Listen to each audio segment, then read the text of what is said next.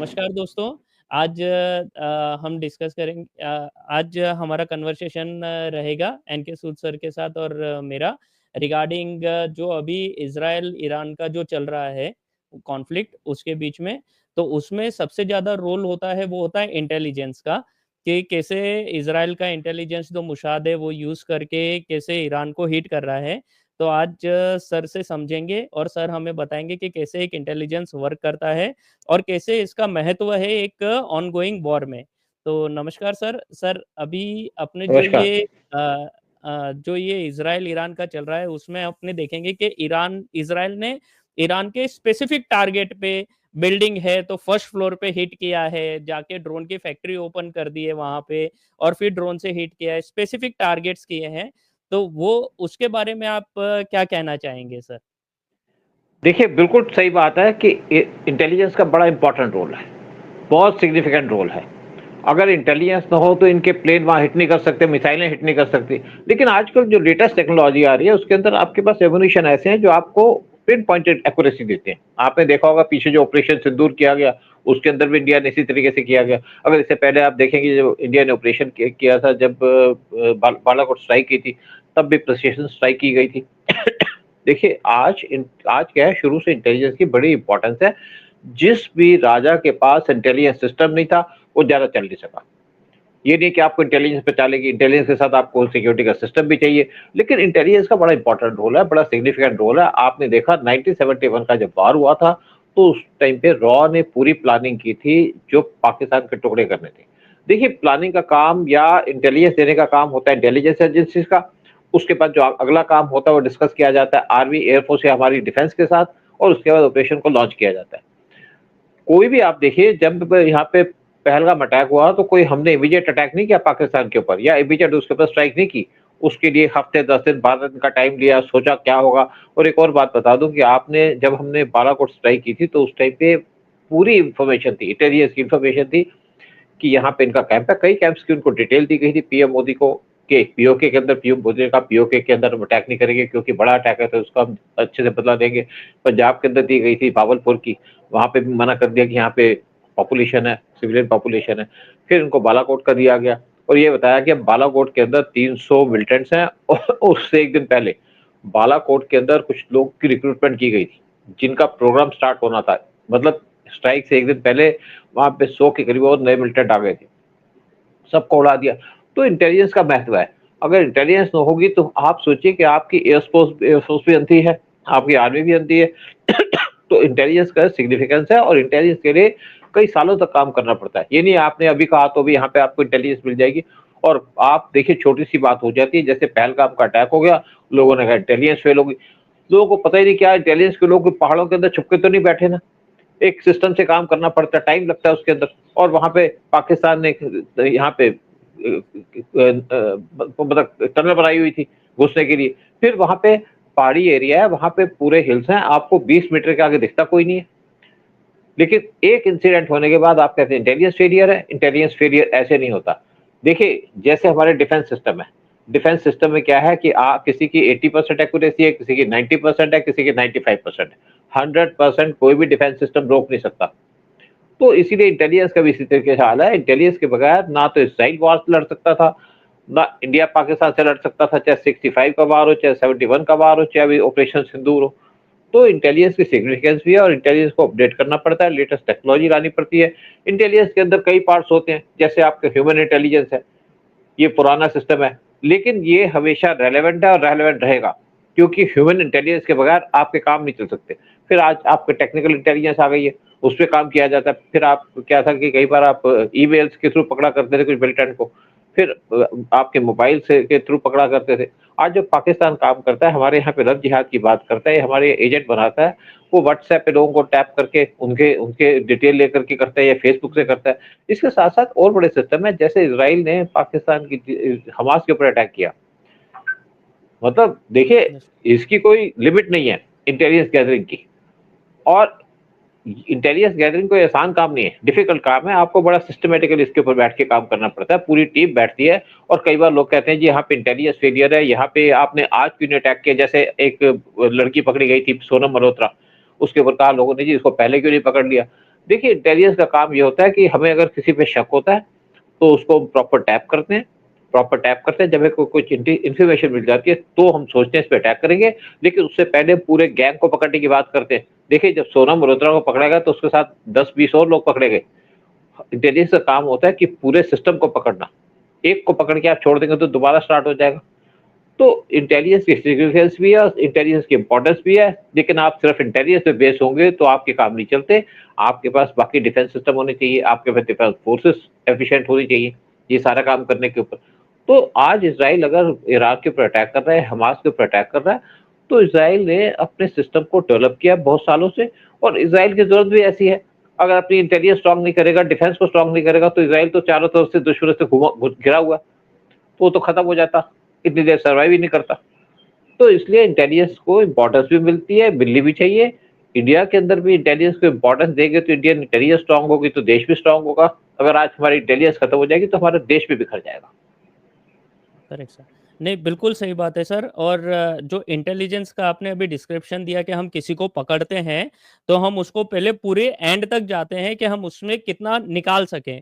तो एक बिल्कुल। एग्ज़ाम्पल मैंने भी उसमें देखा है कि जैसे अब एक हॉलिडे मूवी थी अक्षय कुमार की, जिसमें वो टेररिस्ट को पहचान लेता है, लेकिन वो उसको छोड़ भी देता है ताकि उसके जो जितने गैंग मेंबर हैं, जितने वो स्लीपर सेल्स हैं, सबको वो चुन-चुन के पकड़ सके। तो वो एक एग्जाम्पल हमको मिलता है कि इंटेलिजेंस में इस तरह से आपको पूरा एक लिंक जनरेट करना पड़ता है, फिर हम पकड़ते हैं।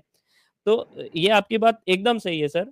तो इसमें सर अब मेरा ये सवाल आता है कि लोग जो क्वेश्चन करते हैं कि ह्यूमन इंटेलिजेंस और जो अभी जो ये टेक्नोलॉजिकल इंटेलिजेंस आया, तो जैसे इज़राइल ने एक किया था कि भई उसने जो अक्टूबर 7 में बोला जाता है कि उसने टेक्नोलॉजिकल इंटेलिजेंस को ज़्यादा भरोसा किया था as compare to human intelligence.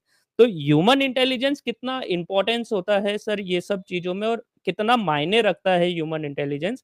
और जैसे टेक्नोलॉजी जाएगी तो क्या ह्यूमन इंटेलिजेंस का वैल्यू कम होगा कि कैसे आप देखते हैं उसको सर? देखिए ह्यूमन इंटेलिजेंस भी उतनी इंपॉर्टेंट है जितनी टेक्निकल। अब आप बालाकोट स्ट्राइक की बात ले लीजिएगा, या अभी आप जैसे ऑपरेशन सिंदूर था, यहाँ पे एयरफोर्स ने बहुत काम किया, लेकिन आर्मी भी तो थी ना, उन्होंने बांट के किया कि आप 2 एयरबेस हम डिस्ट्रॉय कर देंगे, 7 आप कर लीजिएगा। तो अंडरस्टैंडिंग और आप में मिलके काम चलता है। अगर आपके अंदर अंडरस्टैंडिंग होगी, मिलके काम नहीं करोगे तो कुछ नहीं चलेगा। अगर आप कहेंगे कि जी हमें टेक्निकल इंटेलिजेंस से काम करना है, तो लेकिन आपको कौन बताएगा मिलिटेंट कौन है? मिलिटेंट तो आपको ढूंढेगा तो वो आपको आदमी बताएगा ना। ह्यूमन इंटेलिजेंस की इसलिए अहमियत है, और ह्यूमन ही थे जिन्होंने तरीका ढूंढा कि कैसे जो हमास के मिलिटेंट है उनको मारा जाए, कैसे एक जो आपकी ताइवान की कंपनी है उनसे उनका लिंक बनाया, वहां पे इन्फिल्ट्रेशन किया और वहां से इक्विपमेंट भेजे हमास को, तभी तो किया ना। देखिए इंटेलिजेंस का मतलब ये नहीं है कि आप ह्यूमन इंटेलिजेंस को छोड़ करके आप टेक्निकल इंटेलिजेंस पे प्रेशर दे दें। टेक्निकल इंटेलिजेंस को कौन देखता है? अगर आपने किसी का ईमेल को हैक करना है या किसी की ईमेल देखनी है तो उसके लिए आपको ह्यूमन तो चाहिए ना वहाँ पे। ह्यूमन ही तो ढूंढेगा ना कि यहाँ पे क्या है। मैं बहुत से साइबर कैफे पे जानता हूँ, जब मैं फॉरेन के अंदर रहते थे, कि वहाँ पे जो इंटेलिजेंस के लोग थे या वहाँ पे जो टेररिस्ट थे वो साइबर कैफे बैठते थे, तो वहाँ पे आदमी जाते थे हमारे और पूरी की पूरी स्कैनिंग करते थे। फिर वो कई दिन महीनों तक उसको स्कैन करते थे कि क्या क्या उनको सामान मिला, उस तब ढूंढते थे कि यहाँ पे टेररिस्ट कौन हो सकता है, किसका वो है, क्योंकि कोड वर्ड में सारा काम किया जाता है। तो ह्यूमन इंटेलिजेंस की इंपॉर्टेंस आज भी है और फ्यूचर के अंदर भी रहेगी। और जैसे आजकल एआई की बात चल रही है, क्या एआई वाले लोग जो ह्यूमन है उसको रिप्लेस कर सकते हैं? जैसे पीएम मोदी ने कहा था कि अगर जैसे एक आप लेफ्ट हैंडर है तो एआई वाला तो राइट हैंड से ही काम करेगा। राइट हैंड तो से। ये बेसिकली जो कहते हैं ना कि इसको इग्नोर किया जा सकता है, इग्नोर नहीं किया जा सकता। अगर यहाँ पे टेक्निकल इंटेलिजेंस का काम होता है तो वो भी तो ह्यूमन करते हैं। बगैर ह्यूमन इंटेलिजेंस के टेक्निकल इंटेलिजेंस फेलियर है, कुछ भी नहीं है वो। Correct sir, absolutely correct. तो इसमें सर मैं एक चीज़ और अपने जो दर्शक हैं उनसे पूछना उनके लिए पूछना चाहूँगा कि एक इंटेलिजेंस ऑफ़िसर है, जैसे फॉर एन एग्ज़ाम्पल मैं आपको लेता हूँ कि ईरान जो मोसाद ईरान में बैठा है, ठीक है? वो पूरा दुश्मनों से घिरा हुआ है और वो वर्क कर रहा है। तो वो कैसे इन्फॉर्मेशन निकालते हैं, कैसे वो वर्क करते हैं वहाँ पे जाके, एक हॉस्टाइल सिचुएशन है, उसमें जाके वो अपने आप को ढाल लेते हैं। तो वो कैसे उनका पूरा प्रॉपर ट्रेनिंग रहता है कि कैसे वो करते हैं सर? अगर वो थोड़ा बता पाएँ तो सर इसमें? देखिए मैं आपको थोड़ा-सा बताऊँगा कि अगर हमने कहीं पे इन्फिल्ट्रेशन करनी है, तो देखना पड़ेगा कि वहाँ पे हमें क्या रिक्वायरमेंट है। रिक्वायरमेंट के हिसाब से हम सर्च करते हैं, हमें कोई ऐसा आदमी मिल जाता है जो वहाँ पे यूज़फुल हो। देखिए जब नॉर्मली किसी से बात करते हैं तो इंटेलिजेंस की बात नहीं करते। देखते हैं, वो अच्छा आदमी लगेगा कि ये काम कर सकता है, उसके बारे में कोई नॉलेज मिलती है, जैसे आजकल आज फेसबुक पे आप सर्च करते हैं, तो उससे रिलेशन को डेवलप किया जाता है, दोस्ती बढ़ाई जाती है, उसका कॉन्फिडेंस जीता जाता है और फिर देखा जाता है उसकी स्ट्रेंथ क्या है, उसकी वीकनेसेस क्या है और उसी के हिसाब से उसको डेवलप किया जाता है। हर एक केस डिफरेंट होता है, जैसे किसी की वीकनेस है पैसा, किसी की वीकनेस है रिस्क। पहले टाइम में 3 चीज़ें यूज़ की थी, 3 डब्ल्यूज़, जैसे सीआईए भी यूज़ करती है, लड़कियों को यूज़ करती है, आईएसआई यूज़ करती जी, है, इवन आपकी केजीबी यूज़ करती है। तो जी सर। ये बेसिकली क्या है कि आपको सबसे पहले आइडेंटिफ़ाई करना पड़ता है कि आपको क्या काम करना है, आपके कौन-सा आदमी सूटेबल है, उसमें टाइम लगता है। अगर एक आप आइडेंटिफ़ाई कर लें, तो फिर उसकी डेवलपमेंट का काम किया जाता है, उससे दोस्ती बढ़ाई जाती है। देखिए, कॉन्फिडेंस बड़ी इंपॉर्टेंट चीज़ है। अगर आप किसी को कॉन्फिडेंस में लेके बात करेंगे, तो ही बात चलेगी, फिर सब लगता है कि ये आदमी यूज़फुल हो सकता है, इसको इस चीज़ की कमी है, तो उसको अगर वक़्त पे आप हेल्प करेंगे, तो आपके लिए काम भी करने को तैयार हो जाएगा। और कई लोग ऐसे होते हैं, जो अपनी कंट्री के खिलाफ काम करना चाहते हैं, उनको डेवलप करना कोई मुश्किल नहीं होता। और जो अगर कमज़ोर आदमी हो, जिसको पैसे की ज़रूरत है या कोई और तो उसकी बुरी आदतें हैं, तो उसको आप डेवलप कर सकते हैं। उसी टाइप से उसको फीड किया जाता है, उसी टाइप से उसको दिया जाता है, ताकि आपका काम करे। और सबसे जो इम्पोर्टेंट काम है, टैलेंट स्पॉटिंग, वो सबसे इम्पोर्टेंट काम है आपके इंटेलिजेंस सिस्टम के अंदर। Correct sir, correct sir. तो इसमें अब आपका जो ये अब दूसरा सवाल पे मैं आता हूँ कि अभी जो ये इज़राइल-ईरान का युद्ध आप देख रहे हैं, तो आपकी जो इंटेलिजेंस है कि आप जो अभी ये देख रहे हैं इज़राइल-ईरान का युद्ध, तो इसको आप अपने इंटेलिजेंस की नज़रों से कहाँ तक जाते हुए देख रहे हैं सर इसको? कि क्या लगता है सर इज़राइल रुकेगा, ईरान क्या न्यूक्लियर डेवलप कर चुका है? तो आप इसको कहाँ तक जाता हुआ देख रहे हैं? क्योंकि ईरान तो बोल रहा है कि अब हम नहीं रुकेंगे। तो आप क्या सोच रहे हैं सर इसके बारे में? देखिए, मेरा अगर मेरी जो इस पे सोच जाती है, मैं इंटेलिजेंस की बात नहीं करता, आपकी असेसमेंट होती है। जो मेरी सोच जाती है, ये इज़राइल-ईरान का वार नहीं है। ये वार लड़ रहा है अमेरिका, अमेरिका की सीआईए लड़ रही है और यूज़ कर रही है इज़राइल को। इज़राइल का एजेंडा भी पूरा हो रहा है, क्योंकि उसको डर है ईरान के पास न्यूक्लियर वेपन आ जाएँगे। लेकिन ये सारा काम किया जा रहा है ईरान के द्वारा और ये सारा काम किया जा रहा है यूएसए के द्वारा, सीआईए के द्वारा या ट्रम्प के द्वारा, क्योंकि उनकी नज़र ईरान के न्यूक्लियर वेपन्स पे नहीं है। सबसे ज़्यादा नज़र है उनकी उनके वेल्थ के ऊपर, ऑयल की वेल्थ के ऊपर, और वो चाहते हैं कि वहाँ पे इस्लामिक गवर्नमेंट हट जाए, इस्लामिक गवर्नमेंट आकर के किसी और को बिठा देंगे, तो उनका एजेंडा पूरा हो जाएगा, ताकि वो ईरान से ऑयल ले सकेंगे, उसको लूट सकेंगे।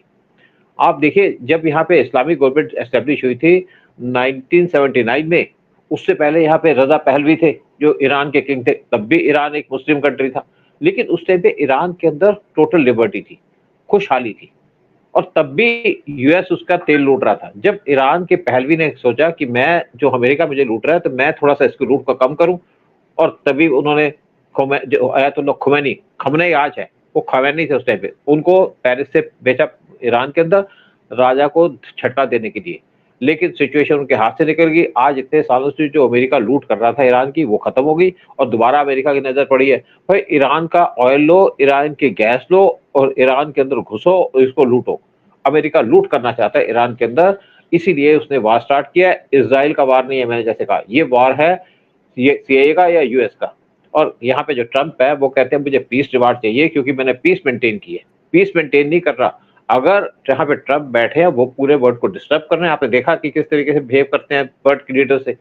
अपनी गुंडागर्दी फैला रखी है यूएस ने। यूएस शुरू से गुंडागर्दी करता रहा है। आप देखिए, इराक के प्रेसिडेंट सद्दाम हुसैन को मारा, लीबिया के प्रेसिडेंट गद्दाफी को मारा, आप सीरिया से जो वहाँ पे पीसफुल गवर्नमेंट थी, उसको हटा दिया, साथ में टर्की इनके साथ मिला था। आज वहाँ पे आईएसएस का हेड बैठा है सीरिया के अंदर।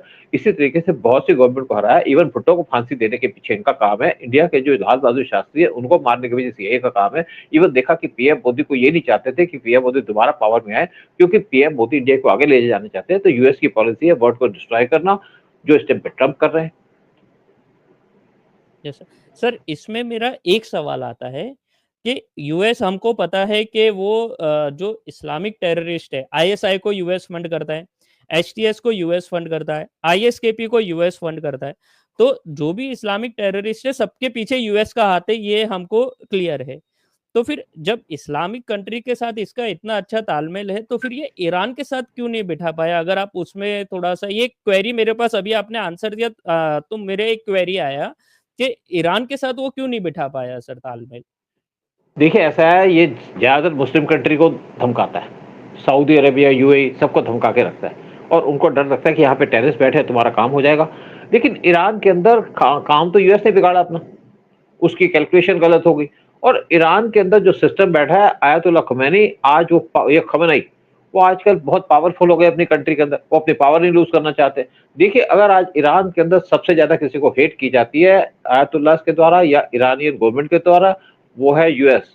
और वो कहते हैं यूएस बड़ा शैतान है, और छोटा शैतान कहते हैं इसराइल को। इंडिया से उनको कोई लेना देना नहीं है, इंडिया से कोई दुश्मन नहीं है। लेकिन ईरान जो सारी की सारी गेम बिगाड़ी ईरान के अंदर, वो बिगाड़ी यूएस ने, और वही लोग इसको कहते हैं शैतान। जैसे आप किसी गुंडे को पाल लेते हैं, अपने घर में पालोगे, तो बाकी बाद में वो गुंडा ही आपको काटता है या गुंडा ही नुकसान पहुंचाता है। जैसे हिलरी क्लिंटन ने कहा था कि पाकिस्तान को कि आपने अपने बैकयार्ड में सांप पाले हैं, आपको काटेंगे ही।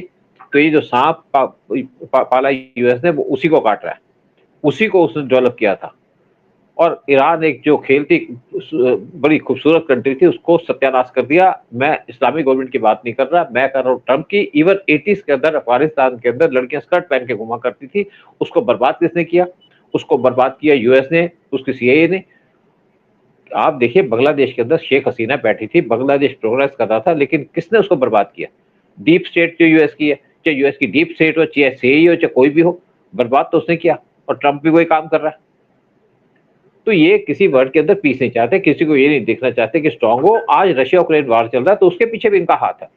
अगर ये यूक्रेन को नाटो ज्वाइन कराने की बात नहीं करते हो, तो यहाँ कोई वार ही नहीं होता, क्योंकि इस टाइम पे रशिया की कोई अग्रेसिव पॉलिसी नहीं है, कोई एक्सपेंशनिस्ट पॉलिसी नहीं है। और अगर आप रशिया के पास अपने न्यूक्लियर बम लगा दोगे, तो रशिया तो कुछ करेगा। तो आज जो आदमी पीस की बात करता है, जो सबसे बड़ा डिक्टेटर है, सबसे बड़ा खतरनाक आदमी है, वो है यूएस का प्रेसिडेंट डोनाल्ड ट्रंप। बिल्कुल सर। और उसके बाद अभी स्टेटमेंट भी देता है कि G8 से हमको, वो रशिया को नहीं निकालना था G7 से, वो निकाल के गलती की। ऑल्दो वो उसी का यूएस का ही प्लान था। जी, जी आप लेकिन कुछ ऐसा है, बोल रहे वो स्टेटमेंट भी उसने ली थी कि उस टाइम पे उसकी जो बाकी G6 के मेंबर्स हैं, उनसे उसके रिलेशन खराब हो चुके हैं, उनको यूज कर चुका है। अब इनकी आदत है यूज एंड थ्रो, उनको फेंक चुका है, उसको अब नए लोग चाहिए।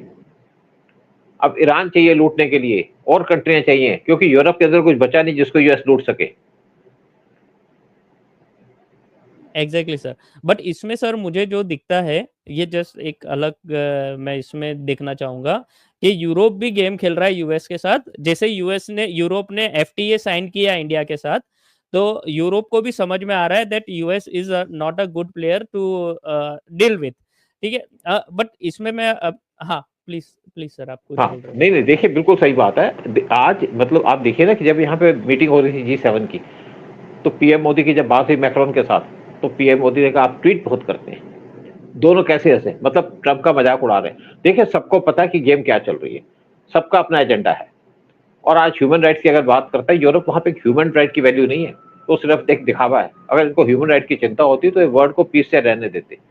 यहाँ पे अपना एजेंडा चलता है इनका। पहले इंडिया को किस नेगेटिव तरीके से प्रमोट करते थे, आज इंडिया स्ट्रांग हो गया तो इंडिया के साथ दोस्ती करना चाहते हैं, क्योंकि इंडिया के साथ आर्म्स डील करना चाहते हैं। और आज इंडिया चौथी बड़ी इकोनॉमी बन गया, उससे भी अंदर से इनको मिर्चें लगी हुई हैं। फिर आज देखिए इंडिया जिस तरीके से ऑपरेशन सिंदूर के अंदर इंडिया ने अपना कैलिबर दिखाया, अपनी टेक्नोलॉजी दिखाई, अपने आर्म्स दिखाए, तो आज पूरा वर्ल्ड इंडिया के पीछे घूम रहा है। जो हम इंपोर्टर होते थे आर्म्स के, बहुत जल्दी इंडिया आर्म्स एक्सपोर्टर बनेगा। और इससे कोई यूरोप को तो खुशी है नहीं, इवन अमेरिका खुश नहीं है, क्योंकि ये तो अपने आप को मानते हैं कि सुपीरियर है। लेकिन इंडिया बढ़ रहा है, इंडिया बढ़ता रहेगा, जिसमें कोई शक की बात नहीं है। बिल्कुल सर, बिल्कुल सर। और उनकी तकलीफ़ तो हमेशा दिखी जाती है इंडिया के बढ़ने पे। और जो ये डीप स्टेट वर्क करता है, वो इसीलिए करता है कि चाइना जैसा इंडिया ना हो जाए।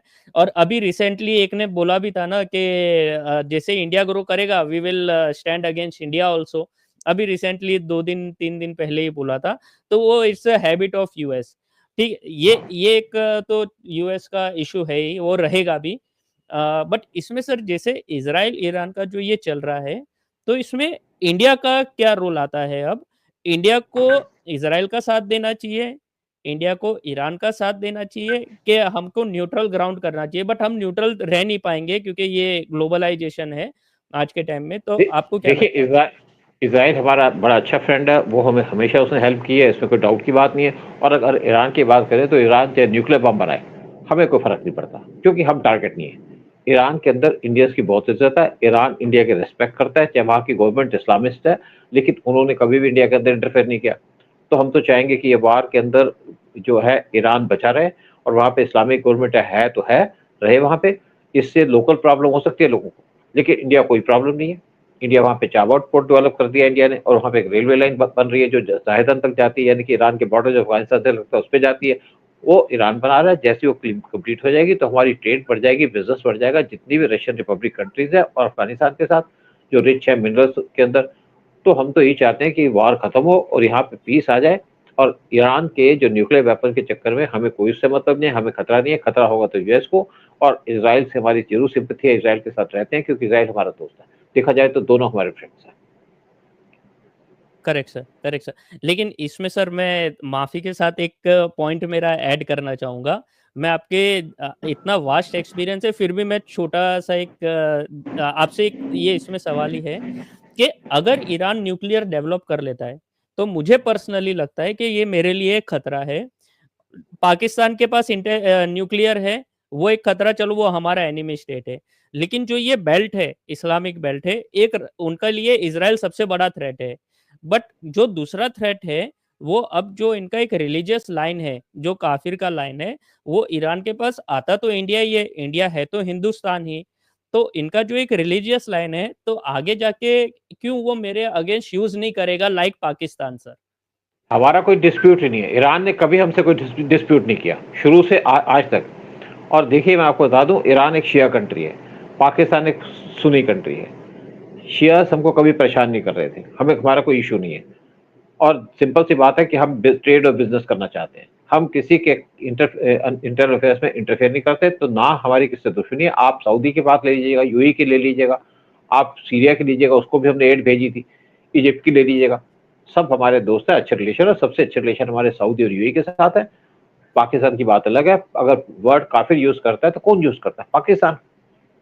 ईरान ने तो कभी ये नहीं कहा। जब ईरान ने पाकिस्तान को टमाटर भेजे थे तो पाकिस्तान के लोगों ने कहा ये तो काफी टमाटर है।